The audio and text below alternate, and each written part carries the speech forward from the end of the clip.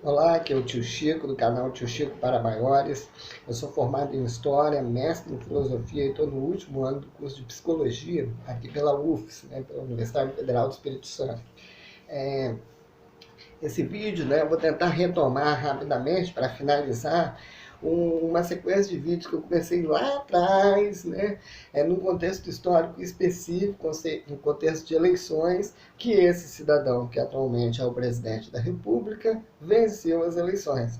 E aí, naquela sequência de vídeos, né, eu procurava explicar e identificar na sequência do tempo histórico, né, um salvador da pátria, que ao longo da história política do Brasil que se tem uma sequência, né, uma procura veemente do povo, das pessoas, de um salvador, alguém que vai resolver todos os problemas do Brasil, né? Há uma busca do salvador, uma procura por esse salvador.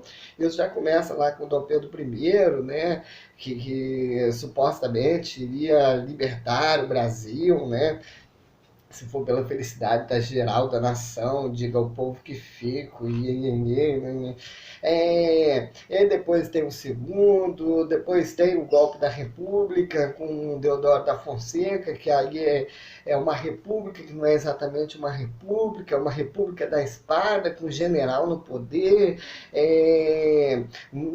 onde o povo não está nesse jogo político, o povo está fora, o povo se expressa pouco, e desde o começo que ele foi silenciado dessa maneira.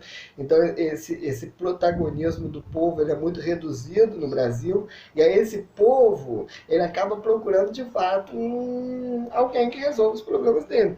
Por quê? É diferente a constituição do povo brasileiro para o povo francês, para o povo inglês. Né?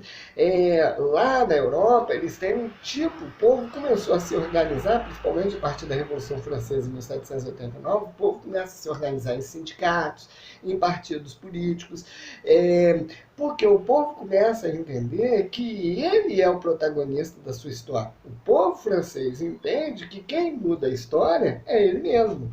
Não é o presidente que muda a história, não é o parlamento que muda a história. Quem muda a história sou eu. É a minha atuação política no mundo que muda a história. Não é um outro que vai fazer com que o sistema de saúde funcione ou não, o presidente ou o ministro da saúde. Quem faz com que o SUS funcione ou não são as pessoas. Se as pessoas não pressionarem, não tensionarem, não brigarem, não formarem partido político, não se organizarem em sindicatos, o SUS não vai funcionar, nem nada que tenha a ver com o Estado, porque é a própria sociedade que, atuando politicamente, faz com que o Estado funcione e as coisas funcionem para que a sociedade possa e se constituir, e se desenvolver. Né? Só que aqui no Brasil não é dessa maneira, né? Esse protagonismo, essa noção de que a história muda, que o povo tem que estar na luta, né? E isso não está devidamente fortalecido. Mas há lutas, mas isso não está devidamente fortalecido. Há uma espera o tempo todo de alguém que consiga resolver os problemas sem que eu precise lutar muito por isso, sem que eu precise me esforçar muito por isso. Se eu puder votar em alguém, esse alguém resolver todos os meus problemas, tá ótimo. Só que isso é um grande engano, né? A galera fica se enganando aí, porque esse cara não vai aparecer, né? Porque quem faz com que a sociedade mude, com que o Estado mude, com que as coisas funcionem, é o próprio povo, não é um salvador. Mas essa situação do Salvador está dada. E aí, no último vídeo dessa sequência em busca do Salvador, né, eu parei ali na crise da República Velha e o golpe que Getúlio Vargas dá. Né? Curiosamente, Getúlio Vargas é a expressão máxima dessa espécie de Salvador. Né?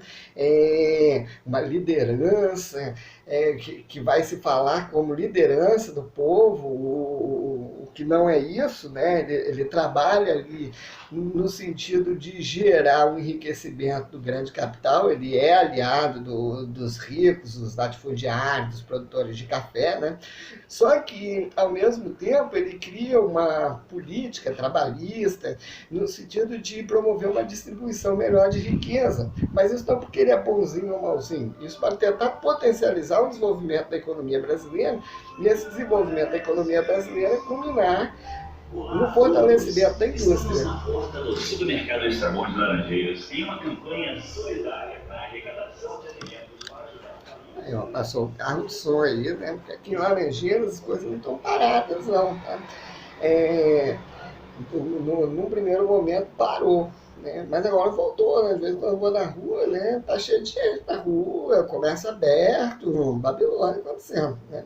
A galera tá querendo pagar para ver, né? Então, vamos ver o que acontece. Mas aí, voltando ao assunto lá do Getúlio, o Getúlio ele tenta articular aí, uma série de projetos, de leis, né, no sentido de criar uma espiral de crescimento econômico. Né? E o processo de revolução industrial. Só que, obviamente, que ele não vai dizer que, por exemplo, a legislação trabalhista, que a possibilidade das mulheres participarem do jogo político, ele não vai dizer que isso tem a ver com desenvolvimento econômico, uma revolução industrial. Ele vai tentar angariar isso de um outro modo, de um modo populista. Né? Como que é esse populismo? É o pai dos pobres, né? O pai dos pobres e a mãe dos ricos, né? Porque o cuidado com os ricos é um cuidado assim muito mais delicado, muito mais gentil, muito mais caridoso, muito mais farto, né? Mas um pouco desse cuidado que se tem com os ricos, com os industriais, isso vai culminar na distribuição de umas migalhas para os trabalhadores. Esses trabalhadores vão se fortalecer economicamente, consumindo, o que enriquece mais ainda essa elite econômica brasileira. É algo bem básico, bem bobo, né? Só que a mentalidade brasileira, até aquele momento ainda bastante agrário exportadora, não tinha uma compreensão do desenvolvimento de um mercado interno fortalecido, de uma produção industrial nacional, né? Getúlio Vargas que traz essas noções. Então, tem esse caráter meio que revolucionário, né?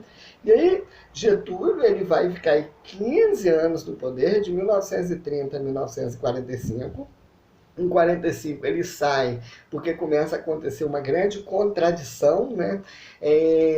No sentido de que a força expedicionária brasileira vai para a Segunda Guerra Mundial lutar contra os fascistas, né? Lutar contra Hitler, sendo que o que tinha aqui no Brasil era um Hitlerzinho. Né?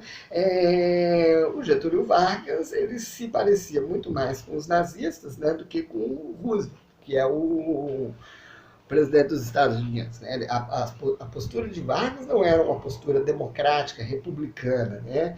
Ele era um populista autoritário e violento, né? Que ficou 15 anos no poder. E aí, quando então os soldados que supostamente foram para a guerra para lutar pela democracia voltam para o Brasil, uma grande contradição se estabelece. Como que os militares foram lutar pela democracia, que no Brasil não tem uma democracia, é um Estado novo, é violento, é autoritário, é uma ditadura militar que tem aqui no Brasil. Então Getúlio percebe, ele sabe que não é mais o momento dele, né? E ele pega e vaza, né? Renuncia, né? E aí renuncia, mas a imagem dele ainda continua muito fortalecida. Não é à toa que em 1950 ele volta ao poder e agora é eleito, né? Que em 30 foi golpe. Né? Foi um golpe de Estado que ele deu proveniente do enfraquecimento do Pacto das Oligarquias. Né? O presidente da República na época era o Washington Luiz. Né? O Washington Luiz era representante da oligarquia cafeeira. E aí, com a crise de 29, o principal comprador do café brasileiro, que é os Estados Unidos, deixa de comprar café do Brasil. O Brasil, então, entra numa grave crise econômica. Essa grave crise econômica vai fazer com que o Washington Luiz, que é paulista, representante da oligarquia produtora de café, que deveria indicar um mineiro, né, que é da oligarquia produtora de leite, Minas Gerais. Esse é o pacto das oligarquias, o café com leite. Ao invés de ele indicar um mineiro, o que o Washington Luiz faz? Indica o outro paulista, Júlio Prestes. Né? E aí, quando ele indica Júlio Prestes, o pacto das oligarquias sofre um enfraquecimento, e aí Minas Gerais, que foi traída, Minas Gerais passa a apoiar a Aliança Liberal, que era um grupo que apareceu aí com Getúlio Vargas e João Pessoa. Quando ocorre o pleito eleitoral, quem ganha as eleições foi Júlio Prestes, da chapa do Washington Luiz, porque a eleição era fraudada. E aí Getúlio fala que foi fraude, o Washington Luiz de Prestes fala que não rolou fraude, que não tem nada disso, que está tudo dominado, não sei o quê. Aí Getúlio consegue articular os tenentes que foram massacrados lá no Forte de Copacabana, na década de 20, tinha esse rancor aí com esse governo da República Velha. Getúlio consegue articular os tenentes, ou seja, segmentos do Exército, consegue articular alguns estados da federação que eram contrários a esse jogo onde o poder era compartilhado entre Minas e São Paulo. Então, uma parte do país também fica com Getúlio e Minas também está com Getúlio. E aí explode uma guerra civil, Getúlio consegue chegar ao poder em 1930. Né? Só que aí Getúlio ficou de 30 a 45 o tempo todo com uma oposição falando que ele chegou ao poder por golpe. Foi golpe, foi golpe, foi golpe, foi golpe, e de fato foi golpe. Né? Ele inclusive deu um golpe dentro do golpe, né? Instalando o Estado Novo, né? Que era um governo mais democrático, democrático não, constitucional, desculpa. Ele pega e dá um golpe e implanta uma ditadura, o Estado Novo. Aí em 30 ele ganha. Ganha democraticamente, ele é eleito, aí vai tirar a maior onda, que foi eleito, sei o quê. A figura de Getúlio é a figura máxima aí do salvador da pátria. Depois de Getúlio vem quem? Juscelino Kubitschek. Também é uma figura que aparece como um salvador da pátria, 50 anos de desenvolvimento em si, porque esse era o plano de metas, né? Constrói Brasília, plano rodoviarista, né? Que é um acordo aí político entre a indústria automobilística americana e o governo brasileiro, né? Juscelino Kubitschek, ele abre o mercado para as indústrias americanas, né? Mas para isso ele precisava criar um sistema rodoviário minimamente funcional no Brasil. Então, criadas as rodovias, os BRs, com dinheiro dos banqueiros americanos e do Fundo Monetário Internacional, ou seja, um grande crescimento da dívida externa brasileira, junto com os bancos aí, né? Mas há um surto de desenvolvimento, de fato, grande, né? Juscelino depois vai ser sucedido pelo Jânio Quadros, que era uma figura assim bizarra, estranha, né? Esquisita, né? Veio de São Paulo, ficou 9 meses, né? Ele falou que é varrer a corrupção do Brasil, né? Olha como que esse papo de varrer a corrupção do Brasil, né? É um papo antigo, né? E é um discurso populista, né? Vou varrer a corrupção do Brasil. Tinha marchinha de carnaval e tudo falando sobre isso, né? Só que ele se tornou uma figura muito impopular, né? Começou a fazer umas leis esquisitas, né? Tipo proibindo o uso de biquíni, proibido briga de galo, proibido jogo de bicho, né? As típicas leis que não pegam, né? Que não vão funcionar, né? Ele renuncia, né, achando que ele condecorou, né, Che Guevara, né, com uma medalha de honra, né, não sei o que vai gerar um certo constrangimento com os Estados Unidos, porque é o contexto da Guerra Fria. E aí ele renuncia achando que o povo ia para a rua para querer ele de volta e não, nada, o povo não vai para a rua e foda-se Jânio Quadros, quem assume é João Goulart, que vai pegar aí uma grande crise, né, porque os americanos já estavam meio desconfiados aqui com o Brasil, né? O Brasil, esse presidente aí é o quê? Ele é comunista? Ele é capitalista? O que é esse presidente aí, né?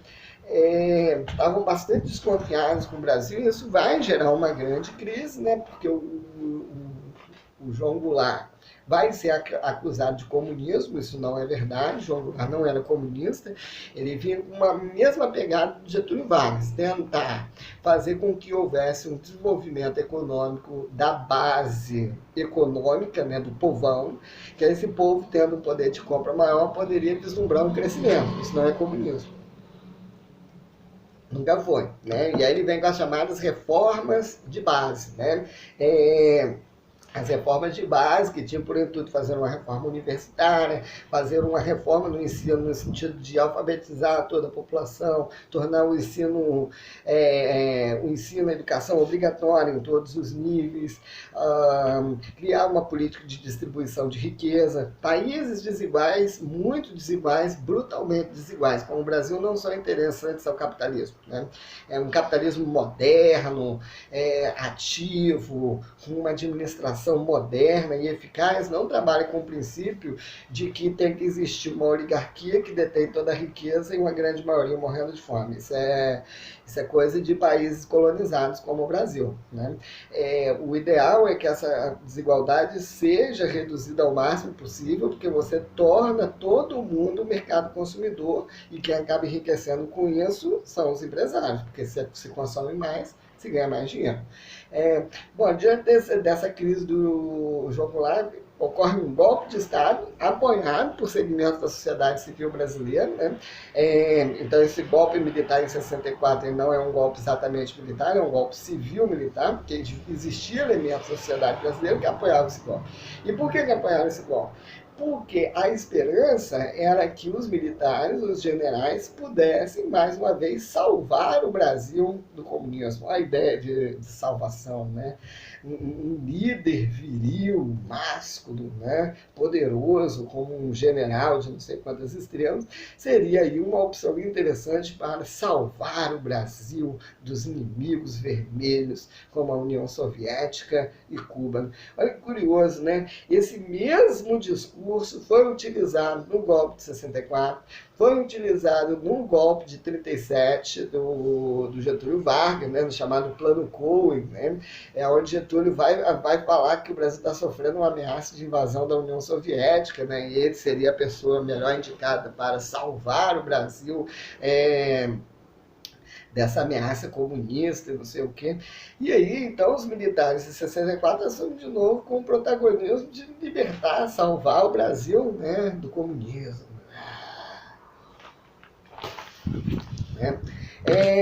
E aí, esse golpe em 64, segundo o Castelo Branco, né, a galera que estava com ele ali, falaram que ia ser rapidinho, não, ia ser rapidinho, só pra gente dar uma limpada no Brasil, tirar esse monte de comunista de cena aí, a gente mata essa galera toda, né, faz aí uma limpa, e depois volta pra democracia, volta do jeito que tá. Ficou de 64 até 85. Né? Um longo período de ditadura militar, né? Onde direitos políticos foram caçados, onde não havia liberdade de expressão, não havia liberdade de imprensa, né? E é importante falar sobre isso. Eu estou me lembrando agora que lá na época eu comecei a fazer os vídeos, que era um contexto político, e que contexto político da eleição, e que não está muito diferente agora, né? Que é um contexto bastante interessante, né? Porque algumas pessoas estavam falando que não houve ditadura militar. Como não houve? Como não houve? Que maconha é essa que a galera está fumando? Foi dado um golpe de Estado em 1964. Os militares ficaram no poder de 64 a 85, sem eleição. O Congresso ficou fechado durante um bom tempo, né? E aí, quando você fecha um dos três poderes, ou fecha dois dos três poderes e fica só o executivo, é configurado uma ditadura. Ou o Congresso esteve fechado durante um tempo, ou o poder executivo passou a ter mais poder do que os outros dois poderes, o legislativo e o judiciário. Isso configura uma ditadura. Isso não se enquadra dentro do cálculo político que Montesquieu fez no Espírito das Leis, quando ele elabora a ideia da separação dos poderes que estavam concentrados na mão do rei, né? Que aí ele cria. Na verdade, ele não cria os três poderes. Os três poderes já existem e eles estavam concentrados na mão do rei. Ele apenas separa. E aí, quando ele faz essa separação, ele diz que, para que haja república e democracia, os poderes devem funcionar de forma equivalente, né? Um poder não está acima ou é mais poderoso que o outro. Numa ditadura, a ditadura de 64, a manobra que o executivo fez foi se colocar como maior do que os outros poderes. Isso é uma ditadura, né? Pessoas foram mortas, torturadas. Existia um sistema de inteligência para perseguir, matar e eliminar pessoas, né? Sob a argumentação de que estavam libertando o Brasil dos comunistas, né? E depois havia a argumentação do milagre econômico. Nós estamos fazendo merda, estamos torturando e matando, mas tem desenvolvimento econômico. De qualquer maneira, eles ficam aí até 85. Só que aí, ali na década de 80, a crise do governo militar se aprofunda, que tem a crise do petróleo em 73, eu já falei isso em vídeos anteriores. Essa crise do petróleo vai levar um aprofundamento da crise aqui no Brasil, gerando o colapso do milagre econômico. Ou seja, todas aquelas obras faraônicas, Ponte Rio-Niterói, usina nuclear, hidrelétrica de Itaipu, não sei o que, dá até para fazer um vídeo, aliás, eu dedico uma aula, só para falar como todas essas obras faraônicas são ruins. Né? E eu não sou eu que estou falando, é dados técnicos, né? Para se analisar. É porque vai ter gente aí, coxinha, falando que não, a ditadura matou um monte de gente, mas tem desenvolvimento econômico, tem indústria, não sei o quê. Porra nenhuma. A indústria hidrelétrica de Itaipu é uma burrice do ponto de vista estratégico militar. Né? Os imbecis dos militares, olha que eles são pagos para pensar em guerra. Né? Os idiotas fizeram uma usina hidrelétrica gigantesca, enorme, responsável pela produção de energia de eletricidade para 70% do Brasil. Se alguém entrar em guerra com o Brasil, esse alguém pode ser, sei lá, né? o Nepal entrar em guerra com o Brasil, qualquer um vai pegar o mapa brasileiro, estudar um pouquinho. Tem uma usina hidrelétrica aqui gigante. É ali mesmo que a gente precisa atacar. Se a gente explodir aquilo ali, a gente consegue aniquilar boa parte da economia. Cara, pelo amor de Jeová, né? Mas aí, esse milagre econômico, ele se mostra ineficiente, a crise se aprofunda, não sei o quê, e aí é que os salvadores que se instalaram em 64, esses salvadores não conseguem se manter, não conseguem se manter mais a partir da década de 80, onde a crise econômica se aprofunda, e aí é importante pensar nesse sentido, né? Deixa eu mexer aqui nessa cortina.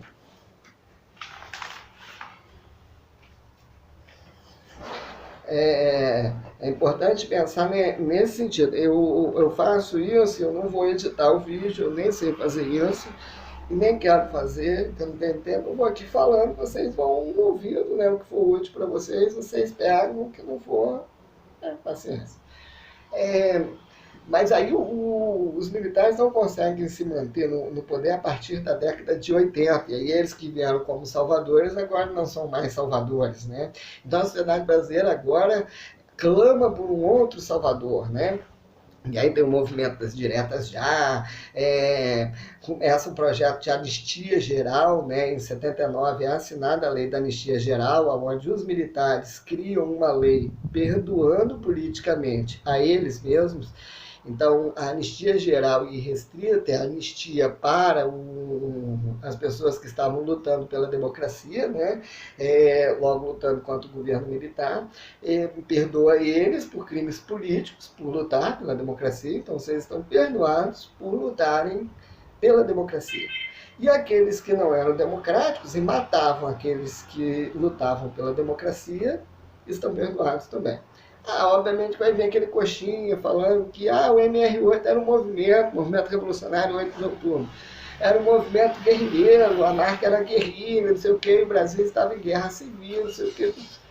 Não, mas a força militar dos guerrilheiros era pífia perto do tamanho do exército brasileiro, né? Então, pelo amor. Artistas foram mortos. Né? Se fosse uma questão de guerra, na guerra, homens que estão em guerra matam os seus inimigos, que também estão armados. Né? Matar artista não, artista só escreve poesia, pinta quadro. Mataram as pessoas, mataram filhos de artistas, né, que eram considerados subversivos. Não. Então essa ditadura se enfraquece aí nos anos 80. E aí tem todo um movimento para ter eleições gerais em Em 84, 85, né, não ocorre essa eleição geral, ocorre uma eleição indireta, onde é indicado, o que é eleição indireta? Né? O Congresso Nacional, o Legislativo, faz uma eleição dentro dele, e dentro dessa eleição formou-se duas chapas. Numa chapa estava Tancredo Neves, na outra chapa estava Paulo Maluf. Né? Ganhou Tancredo Neves. Eu não sei o que é pior, né? Mas enfim, ganhou Tancredo Neves, e aí o demônio chamou Tancredo Neves para o inferno, que era político, né? Mas aí, ó, olha que curioso, né? O Tancredo Neves ele aparece como uma espécie de salvador da pátria. Tancredo Neves era do MDB, estava com os militares desde lá atrás. Aí o Tancredo agora aparece como um salvador. Porra, não. E aí quando o Tancredo morre, sem assumir o comando, quem assume é o vice. Quem é o vice? Sarney. Porra. Não, o Sarney é um salvador. Salvador de quê? Né? O Sarney é dono, literalmente, né? Ele é um coronel, né? Um coronel no sentido daquele coronel do século XIX, né? De metade do Maranhão. Quem manda, desmanda, agora mudou um pouco, né? É a família Sarney lá, enfim. E aí ganha Sarney, né? Ganha Tancredo, que morre e assume Sarney. Né? Que vai ser um governo de merda, crise econômica, inflação na casa de 2.000 e poucos % de inflação ao ano. Inflação é aumento desordenado dos preços. Né? Em 88 é feita uma Constituição e aí em 89 tem que ter uma eleição. Aí nessa eleição vai ser eleito quem? Collor. Né? Collor, mais uma vez, com um discurso de que queria salvar o Brasil do comunismo. Porque quem era o comunismo? Era o outro grupo formado por Lula. Né? E o Lula com um discurso bem à esquerda, não sei o quê, né? Então o Collor aparece como grupo empresarial para salvar o Brasil dos comunistas, não sei o quê. Né? Fez merda, não resolveu o problema econômico, confiscou a poupança, quem aparece Itamar Franco, né? Que chama para ser o ministro da Economia, né? O ministro da Fazenda, o senhor Fernando Henrique Cardoso, né? Para resolver o problema econômico. Aí ele consegue resolver o problema econômico com um plano real. Né? E aí ele não faz o plano real porque ele é legalzinho, né? Ele faz o plano real porque ele vai utilizar a estabilização da economia e vai se eleger. Então ele implanta, o plano real ele é implantado no governo de Itamar Franco, ele como ministro. Há uma estabilização, a inflação baixa, né? E o poder de compra da população aumenta porque a moeda era uma moeda forte, né? Com um câmbio valorizado. Né? Havia paridade de $1 para R$1. Né? Então a moeda é forte, né? Um bom poder de compra e a inflação baixou. Né? Não estava subindo, a mercadoria não estava subindo todo dia. E aí o Brasil está em processo de inflação desde lá dos militares. Quando ele pega tranquiliza a economia, é óbvio que o Fernando Henrique ganha as eleições. Né? Ó, o salvador da economia, agora ele salvou a economia. E Fernando Henrique vai ficar 8 anos no poder, depois ele vai se enfraquecer, evidentemente, né? Porque há um processo de privatização, porque a cartilha neoliberal começa a ser implantada efetivamente por ele. Quem abre o mercado Collor, né? Isso ajuda também ele se fuder com isso, né? Porque ele abre o mercado brasileiro não está preparado para uma competição em nível internacional, muitos empresários brasileiros quebram e começam a virar oposição a Collor, porque quem abre o mercado e aumenta a competitividade em termos neoliberais é Collor. Fernando Henrique continua o processo neoliberalizante, com privatizações, com a ideia de Estado mínimo, né? E aí ele se enfraquece, porque até hoje o Fernando Henrique não disse aonde que ele enfiou o dinheiro das privatizações. Ele disse, por exemplo, que ia pegar o dinheiro das privatizações, da Vale, por exemplo, e pagar a dívida externa brasileira. Ele não fez isso. A dívida externa brasileira triplicou, quadriplicou na época de Fernando Henrique. E aí ele sai meio que com o filme queimado mesmo, né? E aí depois vem quem? Lula. Né? Então, se o Fernando Henrique aparece como um salvador da pátria, no sentido de que ele resolveu o problema econômico brasileiro, depois aparece quem? Um Lula, né? Que vem como um salvador da pátria, no sentido de gerar uma política de inclusão, não sei o quê. E aí o PT vai ficar aí um bom tempo no poder esse papo de inclusão social. que não é inclusão social porra nenhuma, né? E também isso não tem a ver com socialismo, isso não tem a ver com comunismo, nada disso. O Lula deve dar um trocadinho aí, um Bolsa Família, que veja bem, é pouco dinheiro. Mas para as pessoas que precisam do Bolsa Família, desses programinhas sociais, isso ajuda muito essas pessoas. Mas é pouco dinheiro. Né? Um Bolsa Família não tinha que ser, sei lá, com R$100, R$150. O Estado tinha que dar uns R$3.000 para uma família dessa que está passando fome. Né? É isso que é política de inclusão. Só que não é isso que aconteceu no Brasil. Só que sem conta, sei lá quanto que esse pouquinho foi dado, isso deu uma ajudada e ajudou a impulsionar o mercado consumidor. Isso tem a ver com o mercado. Né? Imagina, uma família que está na zona da pobreza absoluta, né, a miséria, ela consome quanto por mês? R$0.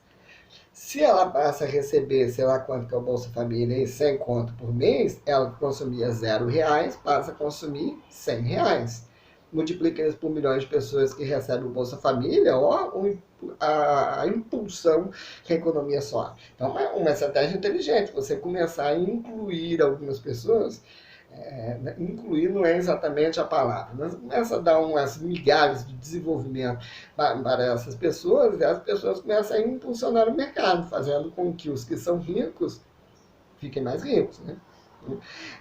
Mas é essa a ideia mesmo, você inclui um pouquinho, distribui um pouquinho dessas migalhas para poder gerar desenvolvimento econômico, isso é muito óbvio, né? Isso não tem nada de novo, de revolucionário, isso é Keynes, né? Também não tem a ver com socialismo, é Keynes, né? Que é o cara que vai criar a estratégia econômica para solucionar a crise de 29 dos Estados Unidos. É Roosevelt que começa a implantar isso, né? E aí esse processo todo de Lula é bem sucedido. O Lula era um cara, foi considerado pela revista Times o cara mais influente do mundo, não sei o quê. Tão interessante que 2 mandatos normalmente enfraquece a figura do político e ele não consegue mais muita coisa. Aconteceu com o Fernando Henrique, deveria ter acontecido com o Lula. Não aconteceu isso. Ele saiu muito fortalecido do 2º mandato. E aí ele consegue fazer a Dilma, que não era uma figura muito habilidosa do ponto de vista político. Né? E ela cai. Né? E aqui que está a grande sacada, o vídeo vai ficar longo mesmo, mas foda-se. Aqui que começou toda a ideia de fazer esses vídeos, né, em busca do Salvador. Né? Um canal de televisão aí, a grande mídia, né, fez toda uma construção para poder detonar o governo do PT, para que o grupo do PSDB se fortalecesse e caísse lá. Só que no meio dessa engenharia macabra, né, o PT se enfraqueceu efetivamente, né, não conseguiu eleger o próximo presidente, que seria o Haddad, né? E aí elege um louco, né? Um maluco, né? Que é o Bolsonaro, né? Que não é interessante aos interesses do grande capital, né? Ele não é interessante aos interesses dessa grande mídia corporativa que tem aqui no Brasil. Deu errado. E por que votaram nesse cidadão? Né? Podia ter votado em qualquer outro, tinha um monte, até o Cabo da Ciolo era melhor do que esse cidadão. Mas por que votaram nesse? Mais uma vez, né, uma certa desesperança com relação ao poder, porque houve corrupção com o PT. Veja bem, essa coisa da corrupção com o PT, isso é uma construção política feita pela grande mídia, né, no sentido de detonar e enfraquecer o PT. Porque em governos anteriores foram tão ou mais corruptos que o PT, por exemplo. O Fernando Henrique não disse até hoje aonde que ele enfiou o dinheiro das privatizações. Isso é muito mais do que todos os escândalos de corrupção do PT. Mas então por que o PT agora é o único partido, né? O PT inventou a corrupção, né? Por que o PT é o único partido corrupto? Né? Isso foi uma construção, né, da mídia. E aí, então, se o PT agora é o único e mais corrupto partido da história do Brasil, né, nós temos que votar naquele que não é corrupto, que é Bolsonaro, que ficou 27 anos da vida dele no Congresso Nacional fazendo nada, mamando nas tetas gordas do Estado, né? Antes disso, ele estava no Exército, ele foi expulso de lá, né? Por rebeldia, tentativa de atentado terrorista, né? E aí ele foi expulso de lá. E aí esse que ficou 27 anos fazendo nada, se você recebe para fazer um trabalho e não exerce o seu trabalho, o nome disso é corrupção. Né? Então ele ficou lá, acaba sendo eleito, só que é uma pessoa que não tem competência para isso. Algumas pessoas acham, inclusive, que ele não tem condições mentais, né, em termos de cognição mental, para poder tocar o governo. Mas por que votam nele? Porque já teve um intelectual, já teve um operário, já teve um militar, já teve tudo. O que faltava? Faltava o doido. Então vou votar no doido, que o doido vai resolver os nossos problemas. Salvador que vai resolver o problema. Só que o brasileiro ainda não entendeu uma coisa muito simples. Esse entendimento, eu não sei mais se passa pela educação, se é uma questão de conscientizar as pessoas do protagonismo delas enquanto agentes históricos. Eu não sei se isso passa pela educação. E aí, obviamente, que esse governo ataca a educação, principalmente ensino de história, de filosofia, de sociologia, que são matérias que vão fazer o indivíduo pensar sobre o seu protagonismo histórico, sobre a sua atuação no mundo enquanto sujeito social, político e histórico, né? Eu não sei mais também se passa por essa vertente mais iluminista da educação intelectual, né? Da consciência dos trabalhadores, né? Ou se há uma necessidade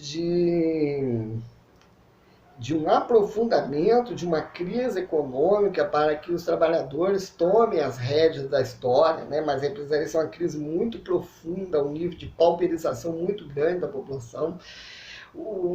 Não sei, mas o brasileiro, ele acha que quem vai resolver o problema dele não é ele. Que quem vai resolver o problema dele é o governo. O governo não vai resolver o problema de ninguém.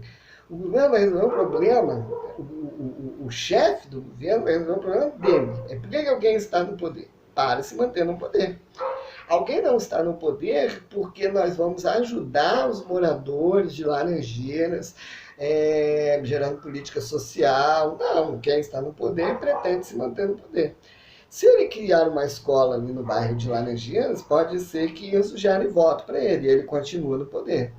É uma saída. Mas se essa escola não der muito voto para ele, eu não preciso me preocupar com isso, porque eu não estou no poder, porque eu preciso ajudar a sociedade. Não é para isso que alguém está no poder. Bom, então para que existe o Estado? O Estado existe para, de alguma maneira, organizar a sociedade. Mas como o homem é facilmente seduzível pelo poder, ele vai utilizar o poder para benefício próprio. Isso é assim, aqui na França, na Rússia, nos Estados Unidos, é assim. Mas por que na França parece que é diferente daqui? Porque na França o povo entendeu que a sociedade está em confronto com o Estado. A sociedade precisa tensionar o Estado no sentido de fazer com que o chefe do Estado não utilize o Estado em benefício próprio, mas em benefício da sociedade. E como você faz isso? Você tem que botar o terror. Não existe essa de vou fazer manifestação com bandeirinha branca. Né? Vou fazer manifestação, mas sem violência. Porra, se é para fazer manifestação sem violência, então vamos orar. Vamos fazer uma oração, pedir a Deus que Deus ajuda. Né? Você precisa fazer atentados, você precisa usar a força contra o Estado para o Estado perceber que você é forte. Se o Estado percebe que você é forte, o sujeito que é o chefe do Estado pode ser morto. E se ele pode ser morto, ele se sente ameaçado. Então o que ele faz? Ele cede. Ele faz o que a sociedade quer. Se ele não sente essa ameaça, e no Brasil nenhum político se sente efetivamente ameaçado pela sociedade. Né? Se ele não se sente ameaçado, ele faz o que ele bem entende. Porque ele sabe que qualquer coisa que ele fizer, está feito. E foda-se.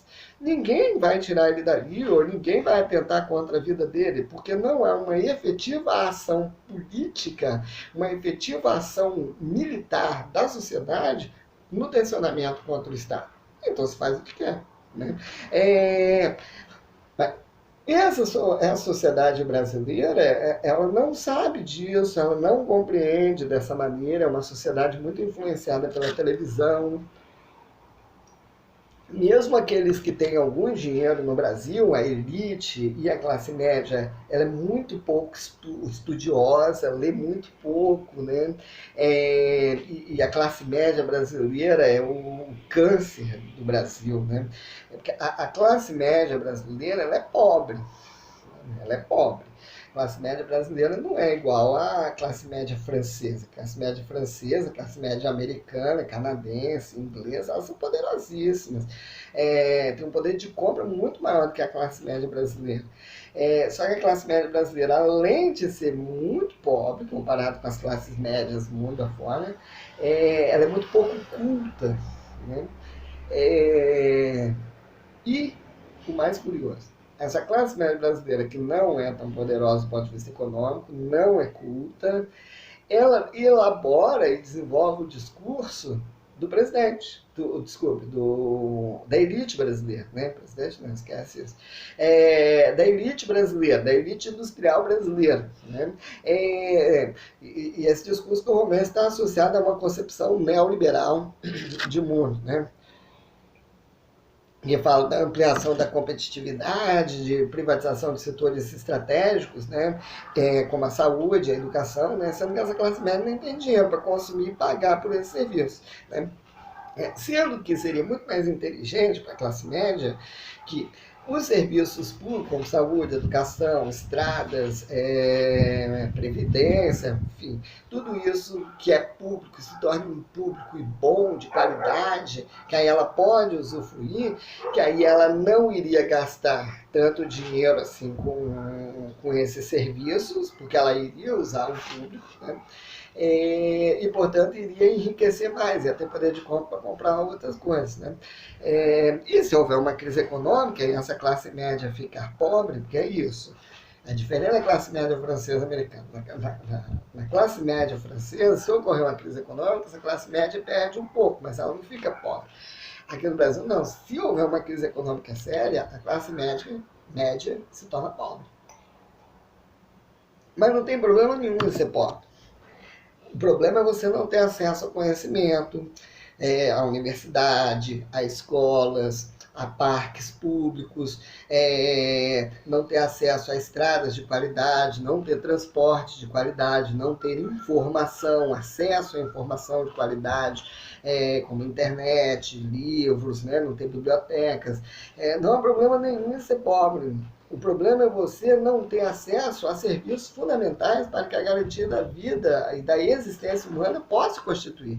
Que são livros, que é saúde, que é o direito de ir e vir. Né? A classe média brasileira, além de ter um parco poder de compra, ela também não acha que isso seja importante, né? O desenvolvimento das ações sociais no sentido de desenvolver a sociedade. Ela acaba lutando pelos interesses da elite banqueira, por exemplo. Né? Olha que bizarro. Né? Então o Bolsonaro aparece como um salvador da pátria. Que lá na época, quando eu comecei a fazer os vídeos do Salvador, a gente já sabia que ia dar merda, né? A galera do Eu Avisei, né? E tá dando merda. Tá dando merda. Aliás, desde o primeiro dia, né? Que tá dando merda, assim. Tipo assim, acontece umas 3 merdas assim, grandes por semana.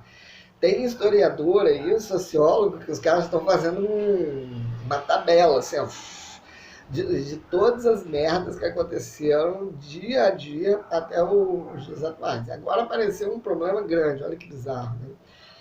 E esse cara que não tem competência nenhuma para gestar o Estado em condições normais de temperatura e pressão, agora apareceu um mega problema que é o coronavírus. Né? Que ele, obviamente, não sabe lidar com a questão, né? Muito inabilidoso do ponto de vista da oratória, do discurso, né? muito ressentido, né? Um ressentimento muito profundo, uma paranoia, parece que está todo mundo me perseguindo e não sei o quê, né? E aí a crise maior agora foi com a demissão do ministro da Saúde, que estava fazendo um bom papel, ele estava com um ibope bom com a população, e o cara manda o ministro da Saúde embora. E essa crise vai se agravar. Com o agravamento da crise, ele que já está fragilizado vai se enfraquecer mais ainda. E aí o que a gente faz? A gente assume o nosso protagonismo histórico enquanto sujeitos de uma sociedade e luta pela transformação política do país agora, firme e efetivamente, né? Ou a gente vai mais uma vez esperar o próximo salvador da pátria. Quem será o próximo salvador da pátria? Ciro Gomes? Cabo Daciolo? Marina Silva? Haddad? Quem será o próximo salvador da pátria? Gostou do vídeo? Dê um like, se inscreva no canal e até a próxima. Obrigado.